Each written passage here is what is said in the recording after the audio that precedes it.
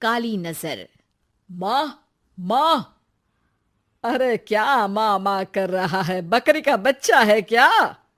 अरे माँ, मजाक छोड़ो। मुझे फाइनली वो मेन चौराहे वाली दुकान मिल गई है। अब देखना, आपका बेटा दुगनी स्पीड से पैसा कमाएगा। ओफो, ये क्या? मेरी ऑनलाइन मेकअप क्लास चल रही है। इतनी जोर से क्यों बोल रहे हो आप दोनों? अरे मेरी धर्म पत्नी जी, मेकअप क्लास बाद में करना। वो चौराहे वाली दुकान मिल गई है हमको। अरे वाह! रुको, मैं अपनी माँ को फोन लगाकर बता देती हूँ। अरे मैं भी अपने रिश्तेदारों को बता देती हूँ। कितनी खुशी की बात है। हाँ हाँ, मैं भी अपने दोस्तों को बता देता हूँ।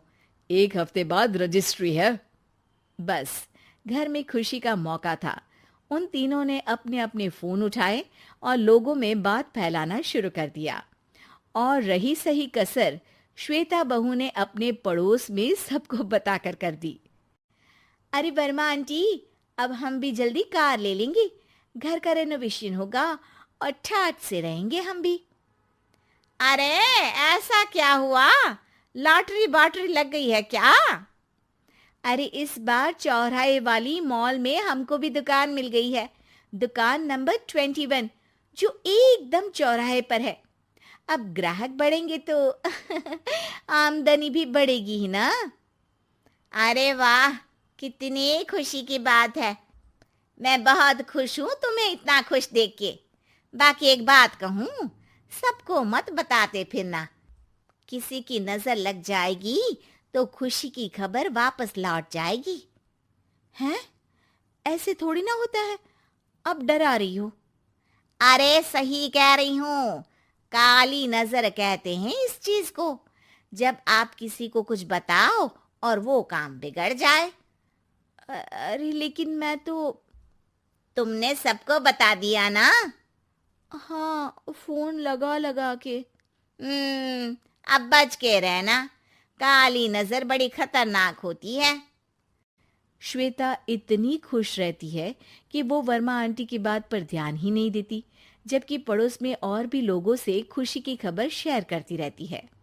अगले दिन राजेश बहुत दुखी होकर घर आता है। अरे बेटा, क्या हुआ? मुंह क्यों सूजा हुआ है? मधुमक्खी ने काट लिया क्या? माँ, वो दुकान किसी और के पास चली गई। किसी ने ज्यादा भाव लगा दिया। अरे पर बात तो आपसे हुई थी ना उस दुकान वाले की। हाँ, आज मैं टोकन अमाउंट देने गया था, तब मुझे पता चला। कोई आकर सुबह मुझसे पहले ही ज्यादा अमाउंट दे गया। हम्म, काली नजर। क्या? क्या कहा? वर्मा आंटी ने समझाया था कि किसी को बताना मत, वरना काली नजर लग जाएगी।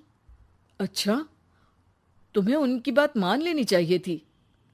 उनकी बात मान लेती, लेकिन उसके पहले ही सबको बता चुके थे ना हम तीनों। अरे अगली बार से ध्यान रखेंगे। कोई भी नई चीज होगी तो किसी को नहीं बताएंगे। तीनों कुछ दिन ऐसे ही रहते हैं, पर एक दिन श्वेता को एक मेल आता है। राजेश, मेरा ऑनलाइन मेकअप कोर्स कंप्लीट हो गया। अब मैं खुद का पार्लर खोल सकती हूँ। अरे वाह, अपने मोहल्ले में ही खोलते हैं। ये जो घर के सामने दुकान है ना, वहीं। हाँ, यहाँ सस्ती भी मिल जाएगी।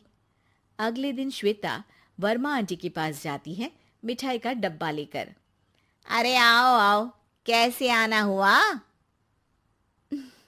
जोर से नहीं बोलूंगी। वो सामने वाली दुकान है ना, वहां मैं अपनी पार्लर की दुकान खोलने वाली हूँ। उसकी मिठाई है। अरे वाह, बहुत बधाई हो तुमको। हाँ, मैं कमाने लगूंगी तो राजेश पर पूरे घर का बोझ नहीं रहेगा ना आंटी जी। ये तो है। पर ये बता कि तूने ये बात किसी और को तो नहीं बताई ना?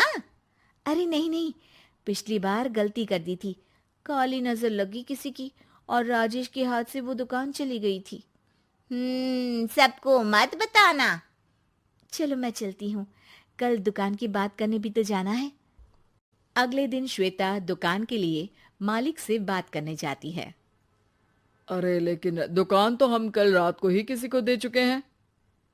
कल ही? हाँ, कल ही। 2 दिन बाद कोई यहाँ पार्लर भी खोल लेगा। अब कहीं और दुकान देख लीजिए। अरे पर हमको भी तो पार्लर ही खोलना था। हाँ भाई, एक ही दुकान है, आधी आधी तो नहीं दे सकता ना मैं। राजेश और श्वेता घर पर हताश होकर आ जाते हैं। इस बार तो किसी को बताया भी नहीं था, अब किसकी काली नजर लग सकती है। सुनो, तुमने माँ को बताया था क्या? अरे कैसी बात कर रही हो, माँ की नजर थोड़ी ना लगेगी। पक्का तुमने किसी को नहीं बताया था ना? सिर्फ वर्मा आंटी को बताया था, उन्होंने ही मुझे किसी को नहीं बताने को कहा। अरे यार, तुम भी सही हो, मेरी माँ को नहीं बताने को कह रही हो, पर वर्मा आंटी को बताना तुम्हें जरूरी लगा। अरे वर्मा आंटी ने ही तो काली नजर के बारे में बताया था ना, वो हमेशा हमारा भला ही तो चाहती है। मेरी माँ भी हमारा भला ही चाहती है। अरे पर चिल्ला क्यों रहे हो? बात नहीं कर सकते क्या आराम से? नहीं आता वो आराम से बात करना, और करना भी नहीं चाहता हूं मैं।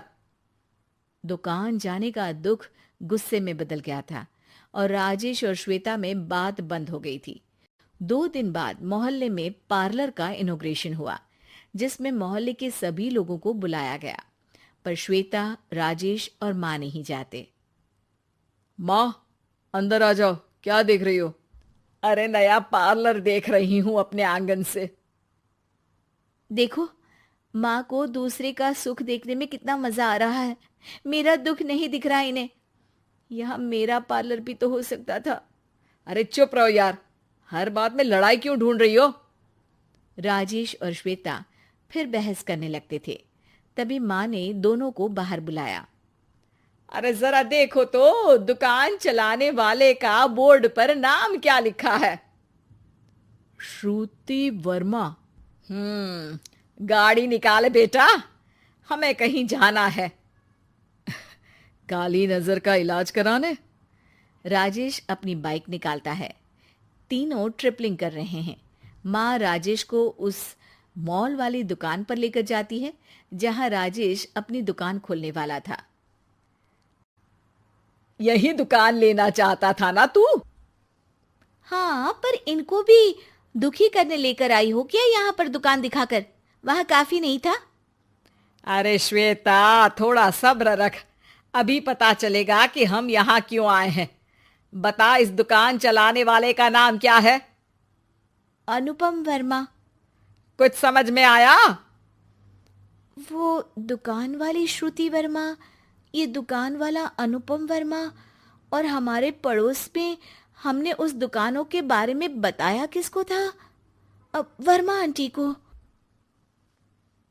मतलब वर्मा आंटी ही हमारा काम बिगाड़ रही है? नहीं नहीं, ऐसा नहीं हो सकता, ये बस इत्तेफाक है। राजेश अपना फोन निकालता है और श्रुति वर्मा और अनुपम वर्मा के नाम फेसबुक पर सर्च करता है, जहां ये दोनों ही वर्मा आंटी के रिश्तेदार होते हैं। श्वेता को समझ में आ जाता है कि वर्मा आंटी की ही नजर खाली नजर है। अब क्या करना है? कोई भी खुशी की खबर हो तो काली नजर से बचना है, यानी वर्मा आंटी से बचना है। अरे पर मुझे ये समझ में नहीं आया कि वो हमारे साथ ऐसा क्यों करेंगी। अरे बेटा, एक सीख है, दूर के आदमी को आपकी तरक्की से कम परेशानी होगी, पड़ोसी को ज्यादा। दोनों माँ की बात में हामी भरते हैं और अगला काम चुपचाप करने की कसम खाते हैं, ताकि आगे से वर्मा आंटी कोई काम ना बिगाड़ सके।